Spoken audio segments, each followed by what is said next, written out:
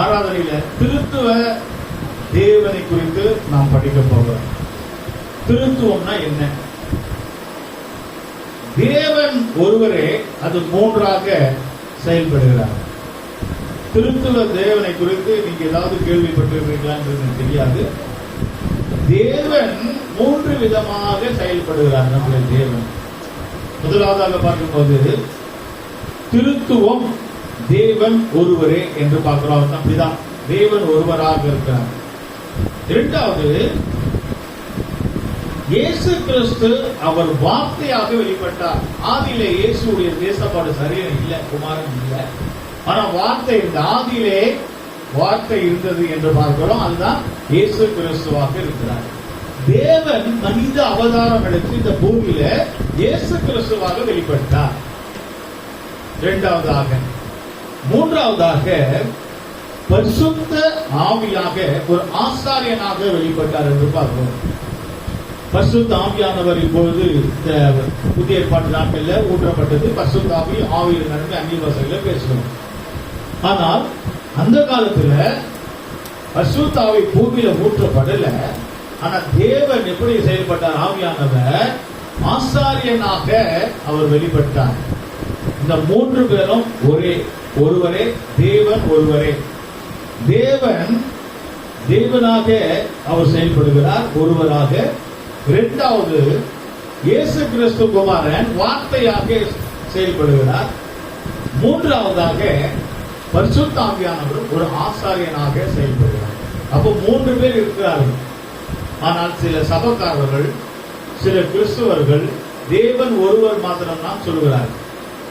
Jehovah witness, யெகோவாக்காரங்க சொல்கிறார்கள் தேவன் ஒருவரே, இயேசுவெல்லாம் கிடையாது, பரிசுத்த ஆவியெல்லாம் இல்லைன்னு ஒரு சிலர் சொல்கிறார்கள். மற்ற ஒரு சிலர் சொல்கிறார்கள் இயேசுவின் மாத்திரம் தான், இயேசுவின் நாமத்தினாலே ஞானஸ்தானம், இயேசு மாத்திரம் தான், பரிசுத்த ஆவியை விசுவாசிக்கிறது இல்லை, பரிசுத்த ஆவியை நம்ப மாட்டேங்கிறார்கள். இந்த பூமியில நிறைய சில சபைகள்ல பரிசுத்த ஆவியை ஏற்றுக்கொள்வது இல்லை, பரிசுத்த ஆவியை விசுவாசிக்கிறது இல்லை, பரிசுத்த ஆவியை தேவனாய் ஏற்றுக்கொள்வது இல்லை என்று நாம் பார்க்கிறோம். அருமையானவர்களே, தேவனும் இருக்கிறார், குமாரனாகிய வார்த்தை இயேசுவும் இருக்கிறார், பரிசுத்த ஆவியானவர் ஆசாரியனும் இருக்கிறார். இவர்கள் மூன்று பேரும் சேர்கிறது தான் திருத்துவம். பிதா, குமாரன், பரிசுத்தாவினாலே நம்ம ஆசீர்வாதங்களை கொள்ளணும். அப்போ இந்த மூன்று பேரும் இருக்கிறார்கள். கர்த்தருக்கு ஸ்தோத்திரம். ஒரு கேள்வி எல்லாருக்கும், நிறைய பேருக்கு கேள்வி கேட்கிற வேலை நிறைய இருக்கு. நிறைய பேர் கேள்வி கேட்கிறார்கள். நம்முடைய மத்தியில இல்ல, நான் உலகத்தில சொல்கிறேன். எல்லா சபைக்காரங்க எல்லாரும் சரி திருத்துவம் என்று சொல்லுகிறீர்களே, இந்த பிதா, இந்த இயேசு கிறிஸ்து வார்த்தை, இந்த ஆசாரியனாகிய பரிசுத்த ஆவியானவர், இவங்க எங்கேயாவது மூன்று பேர் ஒன்னா இருந்திருக்கிறாங்களா? இவங்க எங்கேயாவது மூணு பேர் சந்திச்சிருக்கிறாங்களா? இவங்க மூணு பேரும் ஒரே நேரத்தில் சந்திக்கணும், அப்பதான் நம்புவோம் என்று சிலர் இருக்கிறார்கள். ஆனால் சிலர் சொல்லப்பட்ட வேதத்தில் பிதா, குமாரன், பரிசுத்த ஆவியானவரே விசுவாசிக்காதவர்கள், அவர்கள் அந்தி கிறிஸ்து ஆவி உள்ளவர்கள், கிறிஸ்துவுக்கு எதிராக அந்தி கிறிஸ்து ஆவி உள்ளவர்கள் என்று வேதம் சொல்லுகிறது. நான் பார்ப்போமாக யோவான் 1 அதிகாரம் 14 வசனத்துல மைக்கில் நம்ம படிக்கும் போது, யோவான் 1 அதிகாரம் 14 வசனத்துல நம்ம படிப்போமாக. குறித்துக் கொள்ளுங்கள், நீங்க வீட்டில் போய் படிங்க. அந்த வார்த்தை மாம்சமாகி கிருபையினாலும் சத்தியத்தினாலும் நிறைந்தவராய், அந்த வார்த்தை மாம்சமாகிய கிருபை சத்தியம், குமாரனை சொல்லுகிறார். அந்த வார்த்தை இருந்தது ஆதியில, அந்த வார்த்தை குமாரனாக மாம்சமாக வெளிப்பட்டார் என்று பார்க்கிறோம். மத்தேயு 1 அதிகாரம் 21 வசனத்தில் பார்க்கும்போது, மத்தேயு 1 அதிகாரம் 21 வசனத்தில் அங்கே ஒரு வார்த்தை நாம் படிக்கிறோம். அவள் ஒரு குமாரனை பெறுவாளும் அவருக்கு இயேசு என்று பெயரிடுவாயாக, ஏனெனில் அவர் தமது ஜனங்களின் பாவங்களை நீக்கி அவர்களை ரட்சிப்பார் என்றார். அந்த வார்த்தை ஒரு மாம்சமாகிய ஒரு குழந்தை ரூபத்திலே இந்த பூமியில வெளிப்பட்டது. அவள் ஒரு குமாரனை பெறுவார், அவர் இயேசு என்று. அப்ப இயேசு என்று சொன்ன இந்த தேவன், இரண்டாவது வார்த்தை இயேசு என்று சொல்லுங்க. அவர் யாரு? மனிதனுடைய பாவத்தை நீக்கி சுத்திகரிக்கிறது. இயேசு இல்லாமல் பாவத்திலிருந்து விடுதலை இல்லை. தேவன் ஒருவரே சொன்னால் அது இருக்கட்டும், ஆனா இயேசு இல்லாமல் பாவத்திலிருந்து விடுதலை. அப்ப இயேசு நமக்கு தேவை என்று நாம் பார்க்கிறோம். ஏசாயா 10ஆம் அதிகாரம் 20ஆம் வசனத்தில் படிக்கும் போது நீங்கள் எழுதி வச்சு வீட்டில் நீங்க பொறுமையா படிக்கலாம். ஏசாயா 10ஆம் அதிகாரம் 20ஆம் வசனத்தில் நாம் அங்க படிக்கிறோம். என்னவென்று சொன்னால்,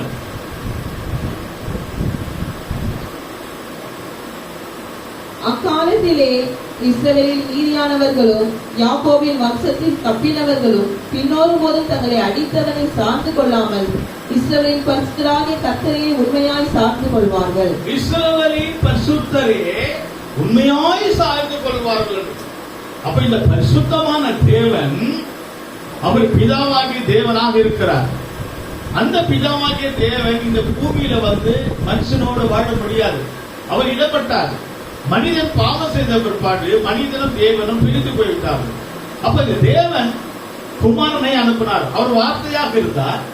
அந்த வார்த்தை மாம்சமாகிய மனித அவதாரம் எடுத்தவர் தான் இயேசு கிறிஸ்து. அவர் இந்த பூமியில தோன்றினார். இயேசு கிறிஸ்து அவர் மேல போகும் பொழுது, நீங்கள் எருசலேமிலே போங்கள், பரிசுத்த ஆவியானவர் உங்களை தேற்றும்படியா தேற்றவர்கள் வருவார் சொல்லிட்டு போனார். இப்ப பரிசுத்த ஆவியானவருடைய காலம் ஒரு தேவன் வார்த்தையாக இயேசு கிறிஸ்து, ஆசாரியனாக பரிசுத்த ஆவி. இந்த 3 பேரும் இந்த பூமியிலே அவர்கள் கிரியை செய்து கொண்டிருக்கிறார்கள். கர்த்தருக்கு ஸ்தோத்திரம். சரி, இப்ப நான் சொன்னது போல ஒரு கேள்வி வரும். நிறைய பேருக்கு கேள்வி வரும் இல்லையா? இந்த 3 பேரும் எங்கேயாவது ஒன்றா இருக்கிறாங்களா? இப்ப நம்ம மத்தியில பாத்தீங்கன்னா இந்த 3 பிரதருங்க 3 சேர்ல உட்கார்ந்துட்டு இருக்காங்க. எபினேசர், அவினாஷ், ரோஹின், இவங்க 3 பேரும் ஒண்ணுதான் அப்படின்னு சொன்ன. ஆஜபின் 3 பேரும் ஒண்ணு, 3 பேரும் ஒன்னா காட்டுப்பான்னு சொன்ன. இப்ப 3 பேரும் சேர்ல உட்கார்ந்துருக்காங்க. இப்ப இந்த 3 பேரும் சேர்ல உட்காரும் போது இவர்கள் பேர் பிரதர்ஸ் தான், பிரதர் தான், விசுவாசி தான். ஆனா ஒவ்வொரு சேர்ல ஒவ்வொருத்தரா உட்கார்ந்துட்டு அவர்கள் ஏற்ற போல ஆதரவை செய்து கொண்டிருக்காங்க. அதே போலதான் தேவன், இயேசு கிறிஸ்து, ஆசாரியன். அப்ப இவங்க 3 பேரும் ஒன்னா உட்கார்ந்துட்டு இருக்காங்களா? நாங்க பார்க்கிறோம், விசுவாசிக்கிறோம். அந்த மாதிரி 3 பேரும் ஒன்னா காட்டுங்க. பைபிள்ல எங்கேயாவது ப்ரூஃப் இருக்கா?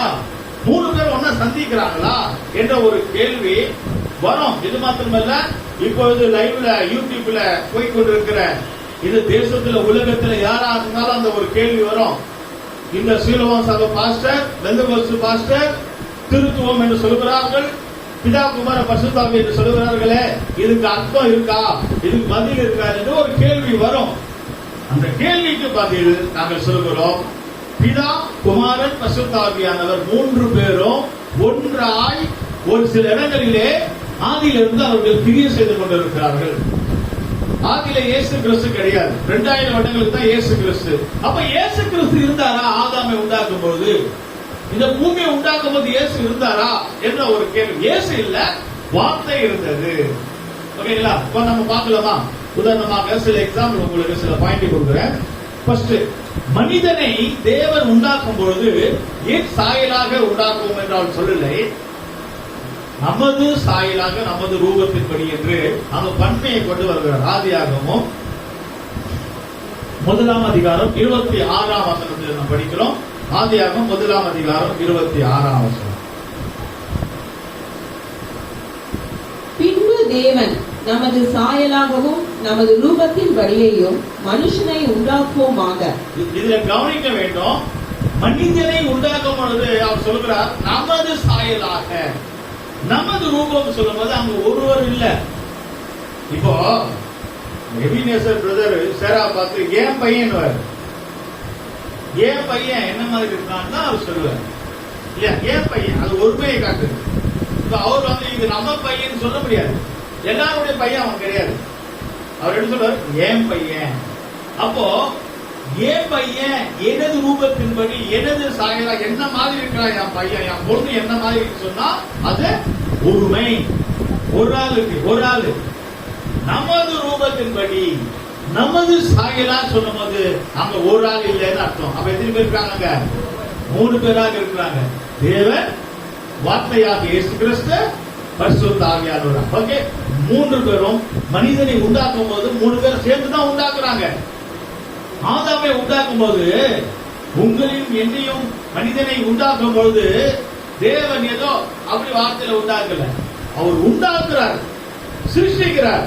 அப்போ இந்த 3 பேரும் அங்க இருக்கிறாங்க சம்பந்தப்பட்டு, நமது சாயலாக நமது ரூபத்தின் படி. அப்ப நம்ம யாருடைய சாயல்? நம்ம யாருடைய சாயல்?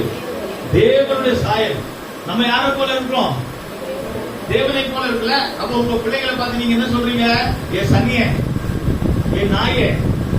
நாய ஜூலின்னு கூப்பிடுறாங்க, பிள்ளைகளை நாயை கூப்பிடுறாங்க. நிறைய இடத்துல பார்த்திருக்கிறீங்களா? நாயை கொஞ்சம் கூப்பிடுறாங்க, ஏ செல்லம், ஜூலி, என்ன பேரெல்லாம் சொல்லி கூப்பிடுறாங்க, அழகான பேர். ஆனா ஸ்வீட்லி, ஸ்வீட்டி இதெல்லாம் யாருக்கு? நாய்க்கு பேரு. பெத்த குழந்தைய பார்த்து ஏ சனிய வா, ஏ மூதேவிய வா, ஏ நாய வா, அப்படி எல்லாம் சொல்லுகிறாங்க. பாருங்க மனிதனுடைய நிலவரம். தேவன் மனிதனை உண்டாக்கும் போது தனது சாயல், தமது ரூபத்தின்படி.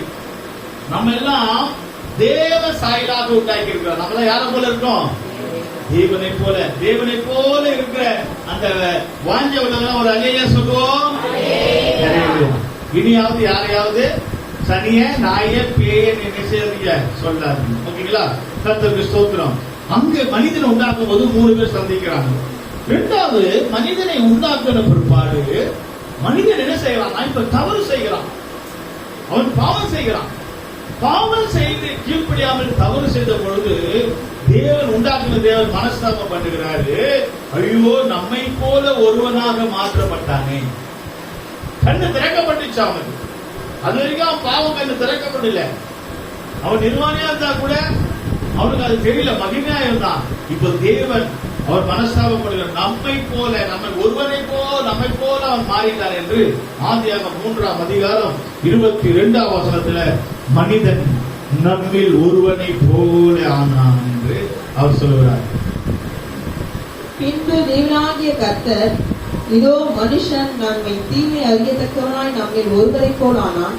இப்பொழுதும் அவன் தன் கையை நீட்டி ஜீவ விருட்சத்தின் கனியையும் பறித்து புசித்து என்றைக்கும் உயிரோடு இராதபடிக்கு செய்ய வேண்டும் என்று அவன் எடுக்கப்பட்ட மண்ணை பண்படுத்த. இங்க பார்க்கும்போது என்ன, மனிதன் தவறு செய்து அந்த ஜீவ விருட்சத்தின் கனியை புசித்து நம்மை ஒருவனை போலன்னா நல்லது கெட்டது என்று தெரியுது. அது வரைக்கும் அவனுக்கு கெட்டதுலாம் தெரியாது. 6 மாசம் குழந்தைக்கு நல்லது கெட்டது தெரியுமா?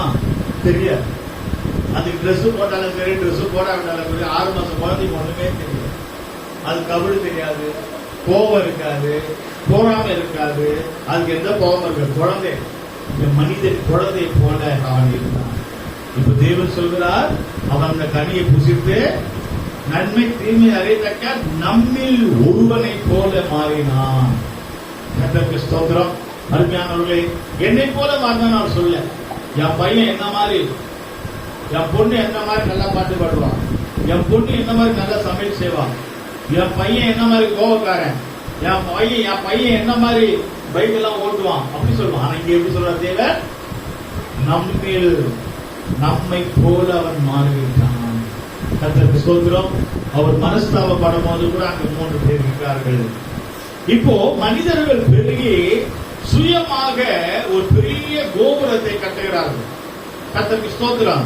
ஆதியாகமம் 11ஆம் அதிகாரம் 7ஆம் வசனத்துல பார்க்கிறோம், நோவாவுடைய காலத்துல ஜலத்தினால, சுனாமினால ஜனங்கள் அழிந்து போறார்கள். இப்பொழுது ஜனங்கள் என்ன செய்கிறார்கள்? சுயமாக தந்திரமாக ஏதாவது சுனாமி வந்தாலோ, பிளட் மழை வந்தாலோ, தன்னை உயிரை பாதுகாத்துக் கொள்ள, தன்னை காத்துக் கொள்ள அவர்கள் சுயமா பாபேல் என்ற ஒரு கோபுரத்தை அவர்கள் கட்டுகிறார்கள். ஏதாவது வந்தால் தப்பித்துக் கொள்ளும்படியாக தன்னை பாவத்தை உணர்ந்து கொள்ள வேண்டும், தன் தவறை திருத்திக் கொள்ள வேண்டும். அப்படி இல்லை, தன் சுயத்தை, தன் உயிரை பாதுகாக்க வேண்டும் என்று அதை தேடுகிறார்கள் என்று ஆதியாகமம் 11ஆம் அதிகாரம் 7ஆம் வசனத்தில் பார்க்கிறோம். அங்கேயும் போய் தேவன் சொல்ற, நம்ம இறங்கி போய் அவர்கள் பாஷைகளை தாறுமாறாக்கி, அன்றைக்கு தான் இந்த பூமியில பல பாஷைகள் வந்தது என்று பார்க்கிறோம். 11:7 படிங்க. நாம் இறங்கி போய் ஒருவர் பேசுவதை மற்றொருவர் அறியாதபடிக்கு அங்கே அவர்கள் பாஷையை தாறுமாறாக்குவோம் என்றார். கர்த்தருக்கு ஸ்தோத்திரம். மனிதர்கள் தன்னுடைய தவறை திருத்திக் கொள்ளவில்லை, தன்னுடைய பாவத்தை உணரவில்லை. அவர்கள் என்ன செய்கிறார்கள்? தான் தப்பித்துக் கொள்ள தான் சுயமாக அவர்கள் கிரியை செய்கிறார்கள், கோபுரம் உண்டாக்குகிறார்கள். பாவேல் கோபுரம் எதற்கு என்றால், அதுல போய் ஏதாவது நம்ம இருக்க வேண்டும், தண்ணி வந்தாலும் சுனாமி வந்தாலும் நோவாவுடைய காலத்தில் அழிவு வந்தாலும் நமக்கு ஒண்ணும் ஆகக்கூடாது என்று. ஆனால் தேவன் சொன்னார், நான் சொல்லாமலே நீங்கள் செய்யலாமா?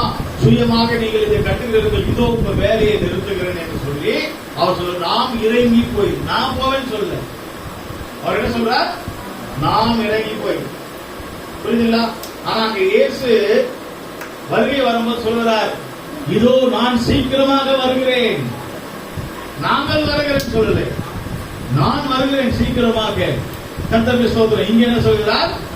நாம் இறங்கி போய் அவர்களுடைய வேலைகளை நிறுத்துவோமாக. நீங்கள் நினைத்துக் கொள்ளலாம், நீங்கள் செய்கிற வேலை ஏதாவது நிறுத்தப்படுது, தடைப்படுதுன்னு சொன்னா தேவனுக்கு அது விருப்பம் இல்லை என்று அர்த்தம். தேவன் அதை தடை செய்கிறார். நம்ம நினைச்சது நடக்கலன்னு சொன்னா ஜெபம் பண்ணி விட்டுணும், கர்த்தர் செய்வார். மீறி நம்ம செய்யும் போது தேவன் அதை தடை செய்கிறார். அது வரைக்கும் ஒரே பாஷை தான் பேசினார்கள் எல்லா ஜனங்களும். அந்த பாபேல் கோபுரம் கட்டும் பொழுது தேவ சித்தத்தை செய்யாம சொந்த சித்தத்தை செய்யும் போது தேவன் அவர்களுடைய பாஷைகளை தாறுமாறாக்கினார். தாறுமாறாக்கினார் பல விதமான பாஷை, தமிழ், தெலுங்கு, மலையாளம், ஹிந்தி, பஞ்சாபி, கன்னடா, இங்கிலீஷ். இந்த பாஷைகள்லாம் எப்படி வந்துச்சுன்னா இங்கதான், இந்த வசனத்துல தான் இந்த பாஷைகள்லாம் வந்தது. ஒவ்வொன்றும் செய்யறான். ஒருத்தன் தண்ணி கொண்டு வரணும், தண்ணி கொண்டு வான்னு சொன்னா அவன் கேட்கிறான், பானி சாயே, தண்ணி வேணுமா? அவன் இந்தியில கேட்கிறான், அவனுக்கு ஒன்றும் புரியல. அருமையானவர்களை, இது போல பாஷைகளை மாற்றி விட்டார், அவனுக்கு ஒன்றும் புரியல. குழப்பத்தை உண்டாக்கி விட்டார்.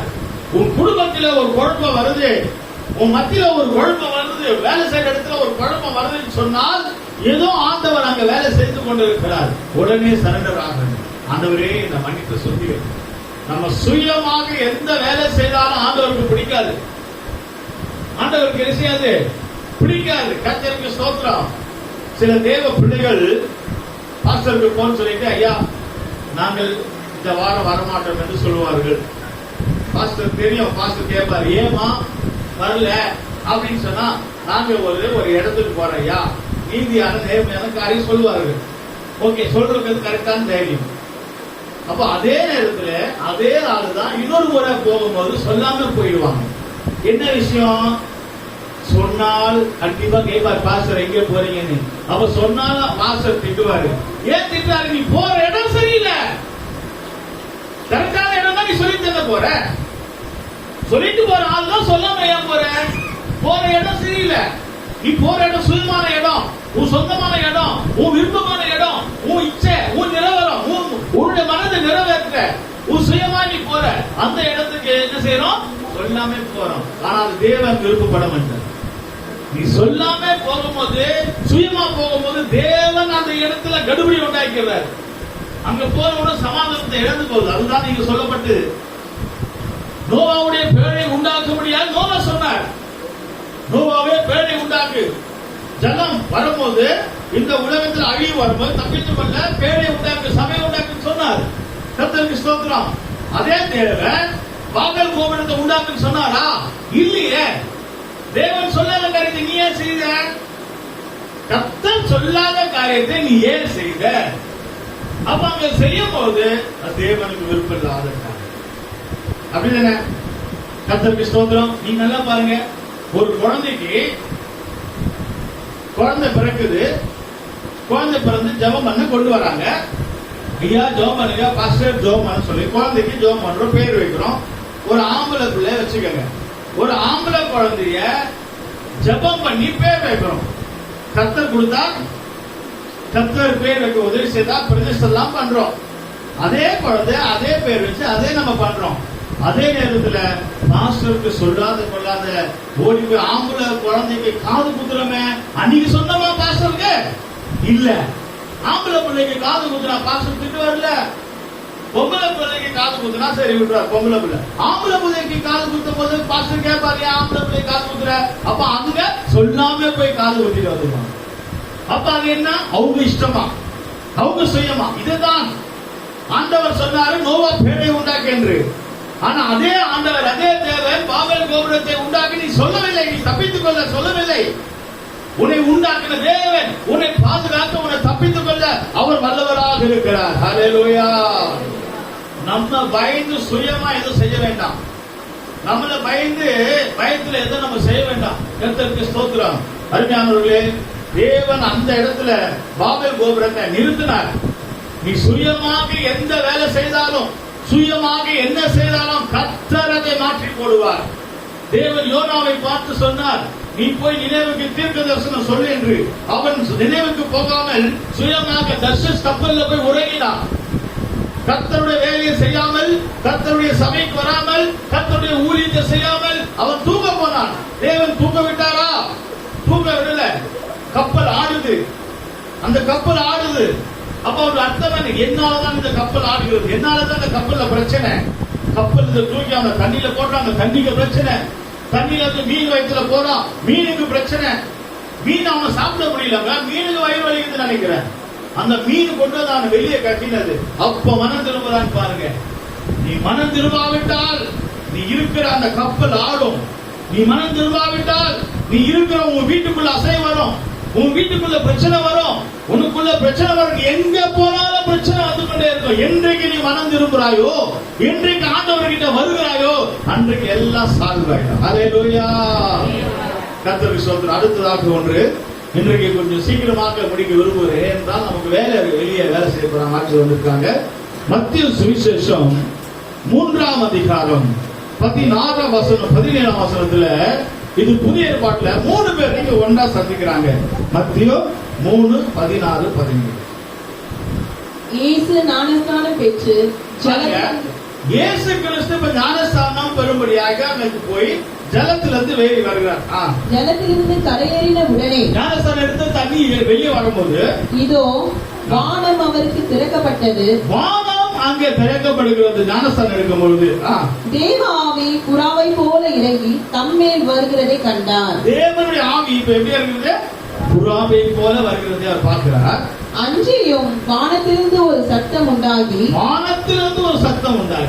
இவர் என்னுடைய நேசகுமாரன், இவர் என்னுடைய நேசகுமாரன். சொல்றது யாரு? தேவன். அப்ப இங்க 3 பேர் சந்திக்கிறாங்களா?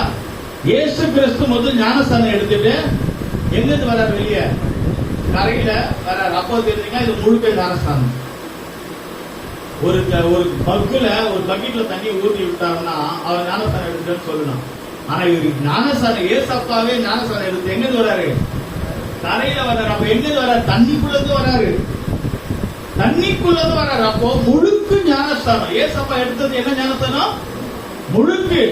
கடவுளே, தேவனே, ஆண்டவரே இயேசு கிறிஸ்துவ முழுக்கு ஞானஸ்தானம் எடுத்தார். அப்போ முழுக்கு ஞானஸ்தானம் நமக்கு எல்லாருக்கும் தேவை. கர்த்தருக்கு ஸ்தோத்திரம். அப்போ முழுக்கு ஞானஸ்தானம் எடுத்து அவர் கரையேறி வருகிறார். அப்ப ஏசப்பாவே ஞானஸ்தானம் எடுத்தாரு. ஒருவேளை ஏசப்பா எடுக்கலன்னு வச்சுங்களேன், இப்ப பாஸ்டர் வந்து ஒரு விசுவாசி, அம்மா ஞானஸ்தானம் எடுத்துக்கமா, அப்ப அந்த அம்மா என்ன சொல்லுவாங்க? ஏசப்பா எடுத்தாரா? ஏசப்பா எடுக்கலையே, அப்ப நான் ஏன் எடுக்கணும்? அதனாலதான் ஏசப்பாவே ஞானஸ்தானம் எடுக்கிறாரு. அப்போ ஏசப்பா ஞானஸ்தானம் எடுக்கும் போது நம்ம எல்லாரும் ஞானஸ்தானம் கண்டிப்பா எடுக்கணும். என்ன ஞானஸ்தானம்? முழுக்கு ஞானஸ்தானம். கர்த்தருக்கு ஸ்தோத்திரம். இப்ப முழுக்க ஞானஸ்தானம் எடுத்தா என்ன பிரயோஜனம்? சரி, ஞானஸ்தானம் எடுக்கிறதுனால நமக்கு என்ன பிரயோஜனம்? நமக்கு என்ன லாபம்? ஒரு கேள்வி வர இல்லையா? ஞானஸ்தானம் எடுத்தா நமக்கு என்னங்க லாபம்? நமக்கு என்ன பிரயோஜனம்? ஞானஸ்தானம் எடுத்தால் அங்க இயேசு எடுத்து வெளியே வரும்போது அங்க ஆசீர்வாதங்கள் காணப்படுது. முதலாவதாக இயேசு ஞானஸ்தானம் எடுத்து வெளியே வரும்போது பரலோகம் திறக்கப்படுது. ஹல்லேலூயா. அருமையான தேவ பிள்ளைகளே, நீங்கள் என்றைக்கு ஞானஸ்தானம் எடுக்கிறீங்களோ ஆண்டவர் உங்களுக்காக பரலோகத்தை திறக்கிறார். உங்களுக்காக பரலோகத்தை திறக்கிறார். பரலோகத்தில் திறந்து என்னங்க சம்பவிக்கிறது? மேல பரலோகம் திறந்த பிற்பாடு மேல இருந்து பரிசுத்த ஆவியானவர் இயேசுவின் மேல இறங்குறதை கண்டார். இயேசு ஞானஸ்நானம் வராரு, எடுத்துட்டு வராரு. நம்பர் 1. நம்பர் 2, எப்படி ஆவியானவர் எப்படி வராரு? புறாவை போல இறங்கி வருகிறாரு. அப்ப நம்பர் 2, இயேசு ஞானஸ்நானம் எடுத்து வர்றாரு. பரிசுத்த ஆவி எப்படி வராரு? புறாவை போல. அங்க 2 பேர் இருக்காங்க இல்லையா? இயேசப்பா மேல இறங்கி வராரு. அப்போ பரிசுத்த ஆவி புறாவை போல இறங்கி வருகிறார். ஞானஸ்நானம் எடுத்த உடனே பரிசுத்த ஆவியானவர் நம்ம மேல இறங்கி வருவார். ஞானஸ்நானம் எடுத்தவர்கள் எல்லாரும் பரிசுத்த ஆவி பெற வேண்டும். அடுத்ததாக புறாவியானவர் அவர் மேல இப்ப இறங்கி வந்துட்டாரு. அங்க ஒரு சத்தம் கேட்குது. 3வது எங்க இருந்து? வானத்திலிருந்து பரலோகம் திறக்கப்பட்டது இல்லையா? அந்த வானத்தில் இவர் என்னுடைய நேசகுமாரன். ஒரே நேரத்துல 3 பேர் காணப்படுறாங்க. பரலோகத்திலிருந்து ஒரு சத்தம் நேசகுமாரன். அதே நேரத்தில் பரிசுத்த ஆவியானவர் புறாவை போல இறங்குறாரு. 2வது இயேசப்பா அங்க கடல் அங்க கரை ஓரத்தில் இருக்கிறார். அப்ப 3 பேரும் ஒன்னா சந்திக்கிறாங்களா? புரியுங்களா? இதுதான் திருத்துவம். இயேசு கிடையாது, தேவன் கிடையாது, ஆவியானவர் கிடையாது. இயேசுவின் நாமம் தான், பரிசுத்த ஆவி இல்ல, அபிஷேகம் இல்ல, அந்நிய பாஷை இல்ல. அதெல்லாம் நம்ம சொன்னா தவறான சத்தியம், தவறான உபதேசம். வேதத்தில் நான் எடுத்து காட்டி இருக்கிறேன். வேதத்தில் சொல்லப்பட்டிருக்கிறது, பிதா இருக்கிறார், வார்த்தையாக இயேசு இருக்கிறார், ஆசாரியனாக பரிசுத்த ஆவி இருக்கிறார். இந்த 3 பேரும் இந்த பூமியிலே செயல்பட்டு கொண்டிருக்கிறார். கர்த்தருக்கு ஸ்தோத்திரம். இந்த 3 பேரும் செயல்படுகிறார்கள். நம்ம விசுவாசிக்கிறோம். கர்த்தருக்கு ஸ்தோத்திரம். ஆக 3 பேரும் செயல்படுகிறதை நாம் பார்க்கிறோம். இன்னும் மேலான நாட்களிலே நம்ம சத்தியங்களை பார்க்கலாம். இன்றைக்கு கொஞ்சம் நேரத்தோட முடிக்கிறபடினாலே கர்த்தருக்கு ஸ்தோத்திரம். இந்த 3 பேரும் செயல்படுகிறார். ஞானஸ்தானம் எடுக்காதவர்கள் இந்த கிறிஸ்துமஸ் வருகிற நாளிலே நீங்கள் ஞானஸ்தானம் எடுத்தீங்கனால் உங்களுக்காக, உங்க வீட்டுக்காக, உங்க குடும்பத்துக்காக தேவன் பரலோகத்தை திறக்கிறார். ஞானஸ்தானம் எடுக்கிற தேவ பிள்ளைகள் மேல் பரிசுத்த ஆவியானவர் இறங்கி வருகிறார். கண்களை மூடலாமா? இன்றைக்கும் எத்தனை பேர் ஞானஸ்தானம் எடுத்திருக்கிறீங்க? உங்க மேல பரிசுத்த ஆவியானவர் இறங்கி வருவாரா? பரிசுத்த ஆவியானவர் எங்கேயோ உங்க விடுதலை உண்டு. அருமையானவர்களே, எத்தனை பேர் வியாதியோட வந்திருக்கிறீங்க? எத்தனை பேர் பலவீனத்தோட வந்திருக்கிறீங்க? பரிசுத்த ஆவியானவர் ஒவ்வொரு மேல இறங்குவாராக. பரிசுத்த ஆவியானவர் புறாவை போல இறங்குவாராக. இதுவரைக்கும் நீங்கள் அபிஷேகம் பெறாமல் இருக்கலாம். எங்க சத்தத்தை கேட்கிற தேவ ஜனமே, இதோ பரலோகம் உனக்காக திறக்கப்படுகிறது. பரலோகத்திலிருந்து பரிசுத்த ஆவியானவர் புறவாய் இறங்கி வருகிறார். பரிசுத்த ஆவியானவர் உண்மையில் இறங்கி வருகிறார். ஆவியானவர் எங்கேயோ உங்க விடுதலை உண்டு. ஆவியானவர் எங்கேயோ உங்க விடுதலை உண்டு. பிசாசுடைய கட்டுகளை அவிழ்த்து கொண்டிருக்கிறார். வியாதியின் கட்டுகளை அவிழ்த்து கொண்டிருக்கிறார். சாத்தானுடைய கட்டுகளை அவிழ்த்து கொண்டிருக்கிறார். தீராத வியாதியுடைய கட்டுகளை அவிழ்த்து கொண்டிருக்கிறார். உன் குடும்பத்துல பிரச்சனையா? உன் குடும்பத்துல பல கஷ்டங்களா? வறுமை பிரச்சனைகளையா? எதுவாக இருந்தாலும் நீ பயப்படாது. பரிசுத்த ஆவியானவர் விடை கொடுப்பாயாக. இயேசுப்பா மேல புறாவை போல பரிசுத்த ஆவியானவர் இறங்கி வந்தார். அந்த பரிசுத்த ஆவியானவர் இடம் கொடுக்கும் போது உண்மையில் பரிசுத்த ஆவியானவர் இறங்கி வருவாராக. பரலோகம் உனக்கு முன்பாக திறக்கப்பட்டிருக்கிறது. பரலோகம் நமக்கு முன்பாக, சபைக்கு முன்பாக திறக்கப்பட்டிருக்கிறது.